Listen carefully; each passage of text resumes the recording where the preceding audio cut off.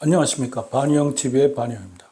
제가 오늘 드릴 말씀은요, 일본 부동산을 1980년대부터 지금까지 일본 부동산에 대해서, 특히 일본 부동산의 최저점, 그리고 그 뒤에 약간의 상승기, 그걸 갖다가 근본으로 해가지고 한국 부동산의 미래에 대한 예측을 하는 시간을 갖도록 하겠습니다.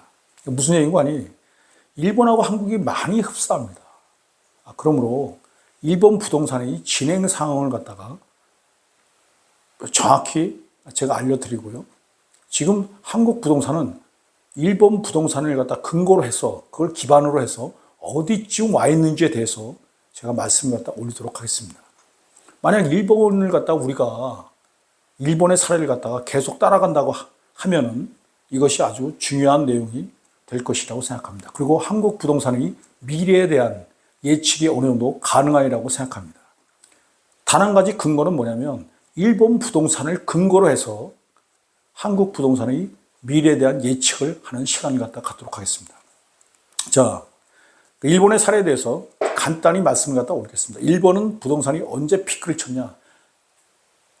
1989년도에 일본 부동산은 피크를 쳤습니다. 그리고 일본 부동산이 지그재그 형식으로 해가지고 떨어지지도 않고 올라가지도 않으면서 약간 흐르는, 물처럼 약간 흐르는 그런 기간이 90년, 91년, 92년, 93년, 94년, 95년, 96년, 즉 7년 동안 지속됐습니다.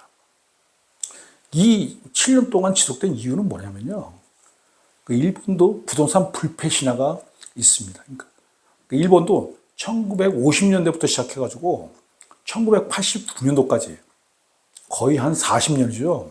40년 동안 부동산이 꾸준히 올라왔기 때문에 부동산 불패 신화가 있었습니다. 그러므로 1989년 피크를 치고 7년 동안 지그재그 형식을 띠게 됩니다.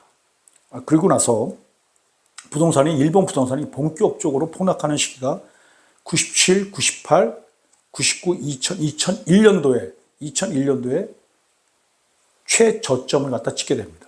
즉 5년 동안 일본 부동산이 급격히 하락하기 시작합니다. 자, 이것이 일본 부동산의 적나라한 사례이므로 이것을 한국 부동산에 적용을 한번 하는 시간을 갖도록 하겠습니다. 자, 한국 부동산은 언제가 피크입니까? 2021년도가 피크입니다. 그러면 일본하고 이렇게 비교를 해보면 대충 한 30년이 차이가 나요. 자, 그래서 이제 이 대목에서 제가 이런 말씀을 올리고자 합니다. 지금은 한국 부동산은 2021년 피크를 쳤죠. 그리고 22, 23, 24년. 지금은 2024년입니다. 그러면 일본으로 비교를 하면은 92년도하고 비교가 되는 것입니다. 즉, 일본의 1992년하고 우리의 2024년하고는 부동산의 입장에서는 거의 동일하다, 이렇게 볼 수가 있는 것입니다. 제가 이런 말씀을 올리는 이유는 뭐냐면, 지금 현재 대한민국의 부동산은 골든 에이지라는 것을 말씀드립니다. 무슨 얘기인가 하니, 피크를 2021년 치고 나서 3년밖에 안 지났어요. 자, 일본의 사례를 얘기하게 되면, 피크를 1989년도에 치고 나서 이게 92년도입니다. 92년도에 일본은 엄청나게 잘 살았어요. 일본도 그 당시에는 골든 에이지입니다. 그리고 지금 현재 2024년 우리도 부동산의 시점에서 바라봤을 때는 골든 에이지입니다. 자, 지금 현재 대한민국 부동산이 골든 에이지라는 사실을 말씀을 올립니다. 그런데 여기서 제가 한 가지 부동산, 일본 부동산하고 한국 부동산을 연결시킬 때 일본하고 한국은 약간의 차이가 있습니다.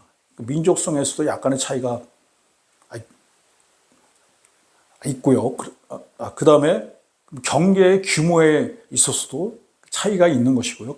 그 다음에 인구 문제에 있어서도 차이가 있는 것입니다. 일본의 인구는 1억 2,300만 명 정도 되죠. 우리는 지금 현재 한 5천 200만, 300만 정도 되고요. 그리고 경제 규모도 지금 현재만 비교한다 할지라도 일본 경제는 한국 경제의 2배가 넘어가죠. 그러나 92년도에 일본 경제는 실로 막강했습니다. 영국하고 독일 합쳐도 안 돼요. GDP를 합쳐도 1992년도에 일본 GDP를 갖다 못 넘어갑니다. 그러나 요즘 저번에 제가 한번 그런 말씀을 올렸습니다. 독일의 GDP가 일본 GDP를 넘어갈 수 있다. 그 뒤에 이제 조용한 거 보니까요. 독일 GDP가 일본 GDP는 못 넘어가 것 같습니다. 제가 이런 말씀을 올리는 이유는 뭐냐면 규모가 약간 틀려요. 그러니까 규모가 틀리다는 것은 무엇을 얘기하느냐? 우리는 빨리 온다는 것이죠. 빨리 오고 그리고 그 기간이 좀 이렇게 짧다는 겁니다. 그러니까 예를 들어서 이런 겁니다. 89년대 피크를 쳤고 지그재그하는 그런 시점이 일본은 7년이 있었는데 우리는 지금 현재 3년이 지났죠. 근데 제가 생각할 때는 5년을 넘기기는 쉽지 않을 것이다 라는 생각을 해봅니다. 그러면은 우리는 2026년까지 지그재그가 형성된다고 생각하고요. 2027년부터 본격적인 폭락이 이루어질 것이라고 생각합니다. 자, 그럼 폭락의 시점에서 한번 비교를 해보죠. 일본은 5년 동안 폭락을 했습니다. 근데 우리는 일본처럼 그렇게 5년 동안은 그렇게 길게 가지는 않을 것이라고 생각합니다. 제가 생각하는 거는 3년 정도 생각하고 있습니다. 자, 그러면 한국 부동산에 대한 예측을 한번 해보겠습니다. 우리는 2021년 피크를 쳤고요. 지그재그 기간은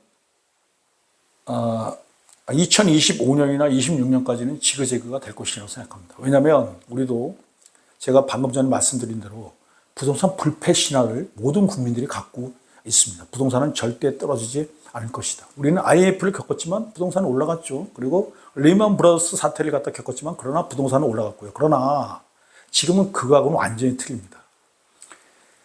인구 문제에 대해서 서울대 인류학과 교수가 이런 얘기를 했어요. IMF요? 그거는 인구 문제로 발생하는 여러 가지 경제적인 문제라든지 국가의 그런 사태는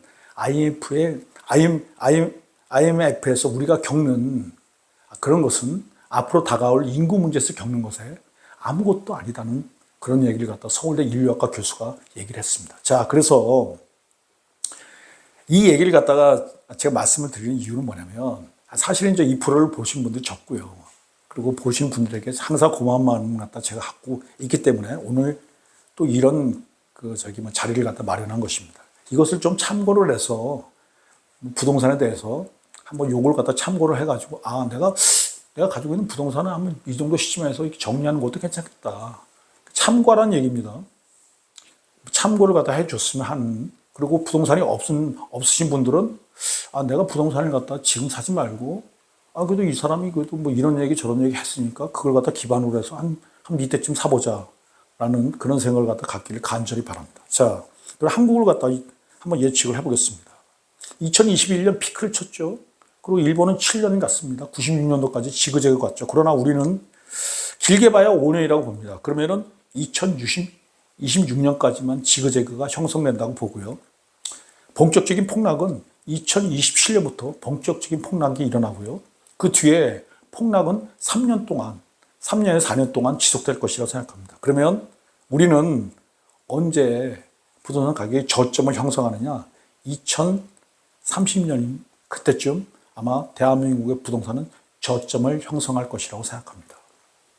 제가 이런 말씀을 갖다 계속 올리는 이유는 뭐냐면 이걸 참고로 해서 우리가 참고할 게 없어요. 한국 부동산의 미래에 대해서 참고할 게 전혀 없는 상황 속에서 그래도 우리하고 가장 흡사한 게 일본입니다.